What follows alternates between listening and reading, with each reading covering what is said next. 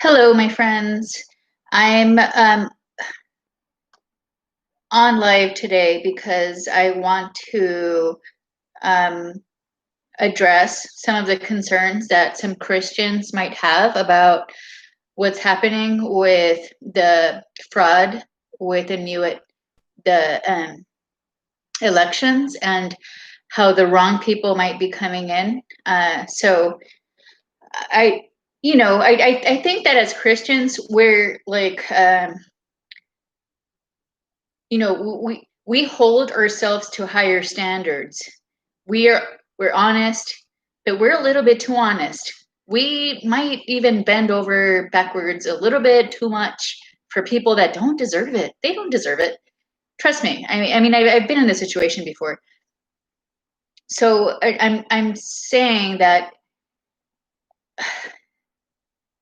yes, it's God is in control. Yes, God chooses kings and brings them down. Yes, God is all powerful. They're for everybody, even for the evil people. I mean, that's why good people's life sucks because God is there for even the evil. In fact, God is there for bad people. Let's call them evil. That's okay.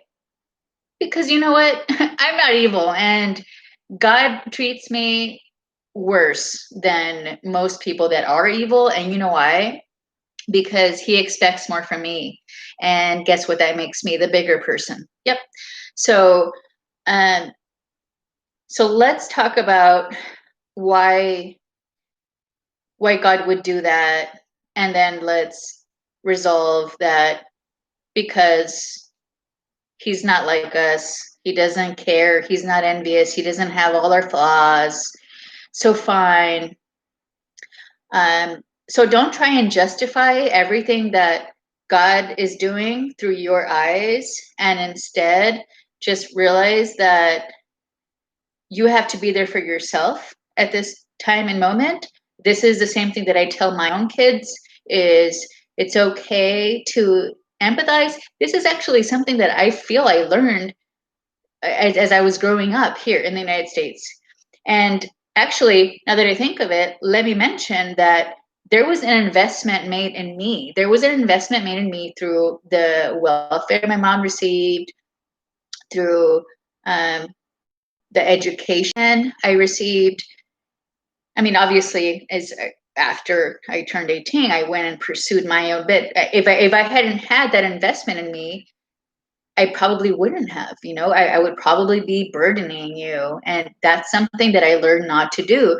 And it was reinforced actually by my own family. My own grandparents used to tell me that I had my own good pair of hands, and my own good pair of hands was going to get me as far or nowhere as I wanted them to get me.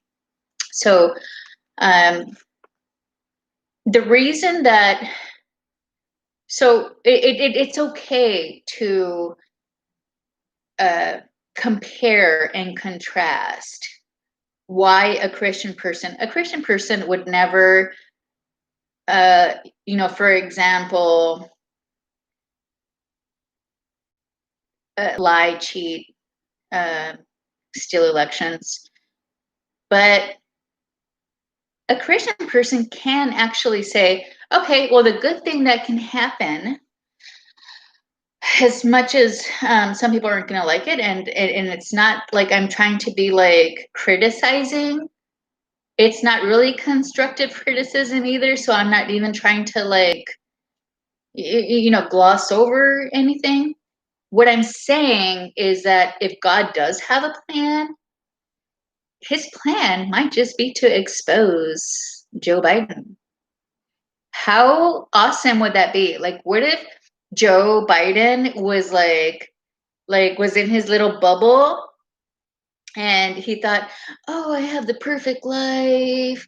I control all these little subordinates of mine are now the property of China because all my investments are there, and the US dollar is degrading as we speak. And And I don't care because I'm so rich and wear my little nice sweaters. See.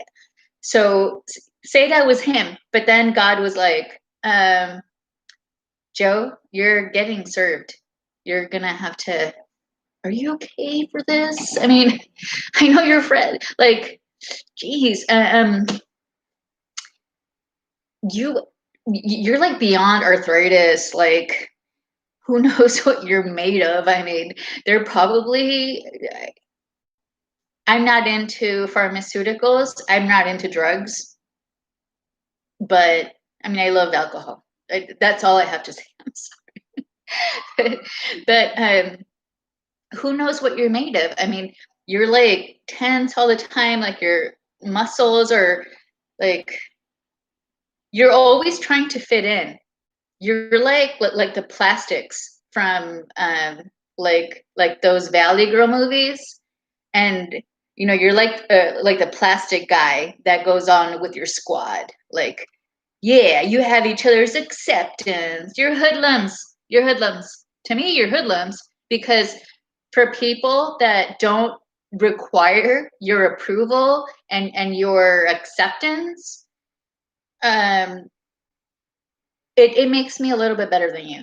I have my own self-esteem. I have my own self assurance. I have my own uh, self-reliance, etc. So anyhow, it's pathetic. You cannot be a leader. You can't.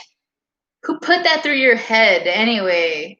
Geez, I'll talk to him, her, whoever. I mean, come on. Let's nip it in the bud. You can't do this. Ocasio-Cortez, whoever put you up to being Congress, maybe Nancy, really? Because that's why Nancy's still there, totally overstaying her welcome. Totally overstaying her welcome. Oh, but I'm not supposed to say that because I'm not big tech that can actually pay her the big bucks. Guess what, Nancy? You're a bubble. You all you do is you're a bubble and you create bubbles. That's all you do. You don't do anything.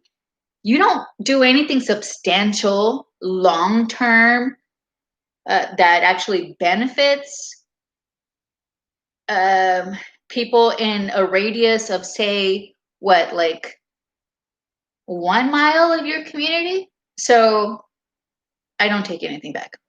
Okay, so it would be good. It would be very good if one day we woke up and we like learned, like, okay, somebody grew some balls, like Whoopi said. What did Whoopi say? Whoopi, go whoop yourself. Seriously, go whoop yourself. Flagellate, whoop, whatever. Either way, don't act like you have like some sort of like intelligent cognitive ability to be able to think in consequential terms. You don't. You clearly don't. That's why you have dyslexia. Dyslexia means that you're like reversing all the time and then coming back, reversing, coming back, and then you just reverse, and then you just stay in reverse. That's okay. You're an entertainer. Be glad. Do you know how many people would love to be in your shoes? You don't even have to have a brain. So leave intelligent people alone. Leave them to think for everybody else's good, not just yours, because not everybody else is going to go try and make a fool out of themselves by saying something really stupid. Okay, so that would be good. That would be, God, amazing. Now, the bad would be maybe like people can't get like the leechy Dems. Like, God, you're a bunch of fucking leeches, like, like, stop. I just want to like grab you like a fucking mass of stupid and throw you against idiot and marry you so that you're finally happy together. Because why would you be happy with somebody like me that isn't gonna always go along with everything you say? Because who cares what you think? Who cares what you think? Okay, let's get to the ugly. The ugly is going to be, oh wait, hang on. Let's back up because this is going to be really dark. This is dark. So say the ugly is people are just like messing with Joe Biden, and Joe Biden's like, you know, like like doing some like Leonardo DiCaprio, however you pronounce his name, diary stories inside a bathroom to China. And that's all he's doing. And then he wants to do it to Russia, and then he wants to do it to Ukraine, and then he wants to do it to Mexico, and then he's just on a fucking groove because who cares? His son is collecting, right? Like pimping it. Ooh yeah, he's like they're grooving. Ooh yeah, they got black people behind their back. They're like yeah. Okay, so that's bad, right? But so now people are just like, dude, you're fucking embarrassing, Joe. You can't be my president. You either belong, like you belong, like really, like something really ugly can happen to him. Like he might end up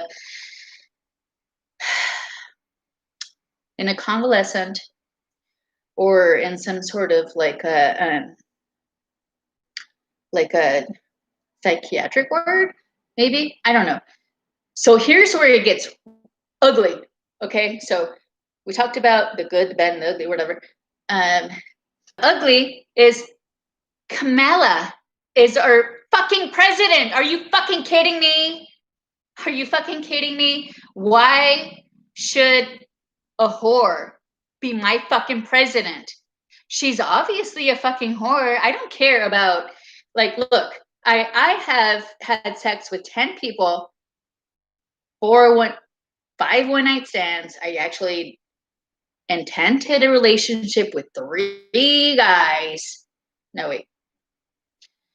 Anyhow, it's not something I planned. I didn't plan to have sex ever, really. I mean, it's not me. You know, I was just like, okay, I guess that's normal. Everybody around me was definitely not being as prude as I was, I'll tell you that. So I don't want Kamala to be the president of the United States. That's ugly. That's the fucking ugliest thing I've ever fucking had to experience and endure in my entire life. I mean, if you think that everybody, I will do everything in my power to make sure that people wake up to the fact that they're getting dragged into a society that does not represent or honor anything of the good values that Barack Obama or Kamala Harris or Joe Biden or me afforded to grow up with. We were afforded the ability to grow up with decent people.